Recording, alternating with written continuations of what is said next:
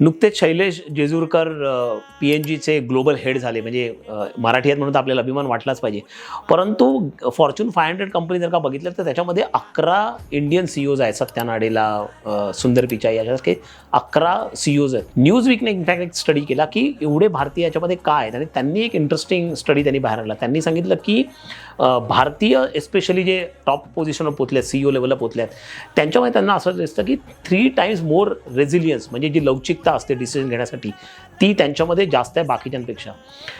4 times 5 times they are more risk takers than others, आणि 6 times they are more in terms of embracing the change. चेंजमध्ये बदल जर का असेल तर तो कसा करायचा हे नेव्हिगेशन ते चांगल्या पद्धतीने करू शकतात बाकीच्या देशातल्या लोकांपेक्षा. आता इंटरेस्टिंग गोष्ट अशी आहे की तिन्ही गोष्टी उद्योजक होण्यासाठी अत्यंत आवश्यक असतात. मग हे जर का ग्लोबल CEOज बनतात, आणि global CEOs ultimately are nothing but entrepreneur, की ते त्यांच्यामध्ये ते एंटरप्रिनर माइंडसेट असतं, म्हणून तर ते त्या कंपनी एवढ्या चांगल्या पद्धतीने चालवू शकतात. मग हे जर का स्किल्स असतं तर मग ते केवळ जॉब करून दुसऱ्यासाठी काम का करतात, स्वतःचा उद्योग स्वतःचा व्यवसाय का नाही सुरू करू शकत? याचं कारण असं आहे, आपण ती स्टार्टअप इकोसिस्टम, स्टार्टअप माइंडसेट समाज म्हणून करू शकलो नाहीत.